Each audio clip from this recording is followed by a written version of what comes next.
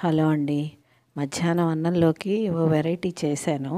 అదేంటంటే కందిపప్పు, ఉలవలు 2 వేయించి పచ్చడి చేశానండి. ఎప్పుడు కందిపప్పు ఒకటి చేస్తాను. ఈసారి ఉలవలు కూడా కలిపి పచ్చడి చేశాను. చాలా బాగా కుదిరింది.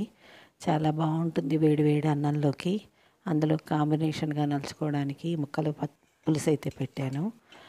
సొరకాయ, బెండకాయ, టమాటా, ఉల్లిపాయ వేసి ముక్కల పులుసు వేడి వేడి అన్నంలోకి నెయ్యి వేసుకుని తింటే ఎంత బాగుంటుందో.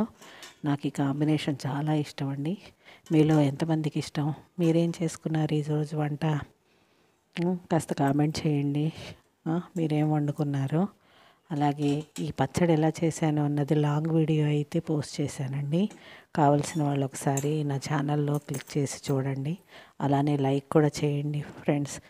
నా వీడియోలు నచ్చితే ఒకసారి లైక్ చేసి సబ్స్క్రైబ్ చేసుకోండి. ఉంటాను. బాయ్.